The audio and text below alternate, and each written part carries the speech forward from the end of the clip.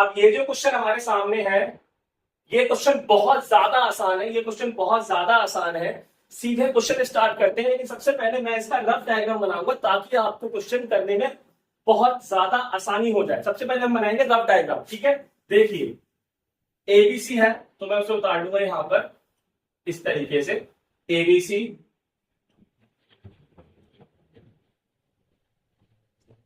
और जो ये हमारा डीबीसी है उसे मैं थोड़ा दूर उतार लूंगा, रफ बना दूंगा इसलिए। ये देखिए ऐसे डी बी सी,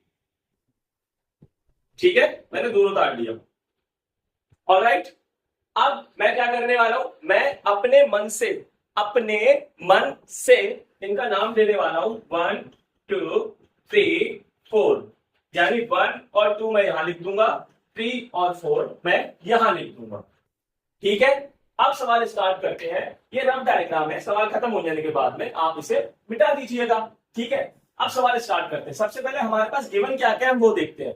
तो हमारे को गिवन है कि एबीसी यानी कि ये वाला और डीबीसी ये वाला दोनों ही आइसोसेलेस ट्रायंगल्स होते हैं।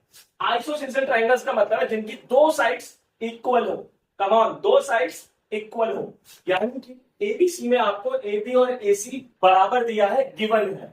तो आप लिखेंगे एबी बराबर में एसी गिवन है, और डीबीसी ट्रायंगल में आपको दिया है बीडी बराबर में सीडी, ये भी आपको गिवन है। वो निशान मैंने लगाया नहीं है, ये इक्वल के निशान ये वाले ये पहले से किताब में दिए हुए निशान, क्योंकि बराबर दिया हुआ है। तो बीडी बराबर में सीडी,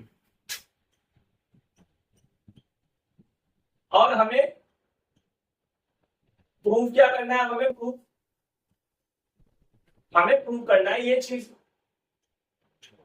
हमें ये चीज करनी है प्रूफ।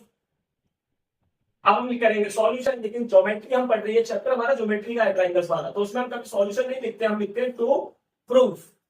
अब देखिए प्रूफ कैसे करेंगे इसको, बहुत ही ज्यादा सिंपल मेथड से कराऊंगा मैं आपको, ठीक है। समझिए मेरी बात। सबसे पहले लिखेंगे वी हैव का मतलब हमारे पास में है, क्या है हमारे पास में, हमारे पास में है ए बी बराबर में ए सी, यानी ये दिया हुआ है हमें पहले से ही, वी हैव ए बी बराबर में ए सी, ठीक है। अब जरा सुनो मेरी बात, अगर ए बी ए सी के बराबर है, यानी अगर दो अपोजिट साइड्स बराबर होती है, एक रूल बता रहा हूं जो आपने छोटी क्लास में पढ़ा हो, नहीं पढ़ा है तो अब पढ़ा देता हूं बाबू। अगर अपोजिट साइड्स ए बी और ए सी दोनों अपोजिट है एक दूसरे के, अगर अपोजिट साइड आपस में बराबर होती है तो जो उनके अपोजिट एंगल्स होते हैं ना, ये एंगल जो उनके अपोजिट एंगल्स होते हैं ना, वो भी आपस में बराबर होते हैं। ये एक रूल है मैथ्स का कि अगर अपोजिट साइड्स बराबर होंगी तो उनके अपोजिट एंगल्स भी बराबर होंगे। इसलिए हम लिख सकते हैं 1 जो है वो 2 के बराबर हो गया है, तो हम लिखेंगे एंगल 1 बराबर में एंगल 2। रीजन डालेंगे यहां पे, because equal opposite sides angles, sorry, equal opposite sides, opposite angles are also equal। ये आप डाल देंगे रीजन कि जो अपोजिट इक्वल साइड्स होती हैं उनके जो अपोजिट एंगल्स होते हैं वो भी बराबर होते हैं। सेम चीज हम यहां पे लिखेंगे वी हैव, फिर से हम लिखेंगे वी हैव, अब लिखेंगे कि हमारे पास ये भी है बराबर में सी डी, बीडी बराबर में सीडी, ये भी हमारे पास में है, तो हम लिखेंगे यहाँ पे बीडी बराबर में सीडी, ठीक है। हम लिखेंगे बीडी बराबर में सीडी, ठीक है। और हम लिखेंगे जब ये दोनों अपोजिट साइड्स बराबर हैं, हमें गिवन है कि दोनों बराबर हैं, तो इनके भी अपोजिट एंगल एक दूसरे के बराबर होंगे ना, वो आसान है। तो लिख दीजिए रूल नंबर उनके हिसाब से 3 4 के बराबर है। रीजन डालेंगे आप यहाँ, कोई बार सेम रीजन डालेंगे जो आपने ऊपर डाला था, equal opposite sides, opposite angles are also equal। देखिए पेपर में पूरा लिखना पड़ेगा तभी नंबर मिलेंगे आपको, ठीक है। अब हमें जो हमने रफ बनाया था ना, इसकी हमें जरूरत है नहीं, हमारा काम इतना हो चुका है, ठीक है। तो अभी हम इसको इरेज कर देंगे और अपने सवाल पर फोकस करेंगे हम फटाफट से, ठीक है। हमने इसको कर दिया इरेज, ये हमारी बन गई है इक्वेशन नंबर 1 और ये बन गई इक्वेशन नंबर 2। उसके बाद हम एक लाइन लिखने वाले हैं यहाँ पर, एडिंग, एडिंग माने प्लस करना यानी जोड़ना, एडिंग इक्वेशन 1 एंड 2।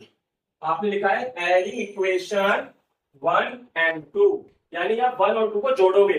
अब कैसे जोड़ेंगे तो मेरी बात समझो, कैसे जोड़ेंगे हम, इस 1 से इस 3 को जोड़ दो, जहां जगह नहीं है मेरे को नीचे मैं यहां कर रहा हूं 1 + 3, फिर लगाओ बराबर का निशान, ये बहुत इंपॉर्टेंट है।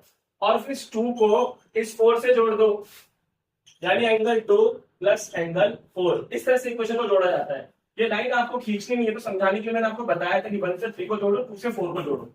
अब जरा सवाल में देखो, अब जरा सवाल में देखो, सवाल में देखना है आपको, क्या देखना है आपको, 1 और 3 है, डायग्राम देखो जरा, ये रहा 1, ये रहा 3। अगर मैं इनको ऐड कर रहा हूं तो ये पूरा ये वाला हो जाएगा, ये वाला हो जाएगा ना, यानी बी, क्या हो जाएगा, बी।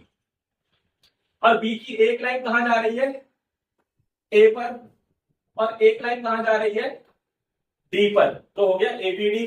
अब चलो इधर देखो, 2 और 4 का मैं प्लस करता हूं, 2 और 4 को, तो ये क्या होता है आपका, ये होता है आपका सी, सी। अब सी की एक लाइन जा रही है ए पर, और एक लाइन जा रही है सी की डी पर।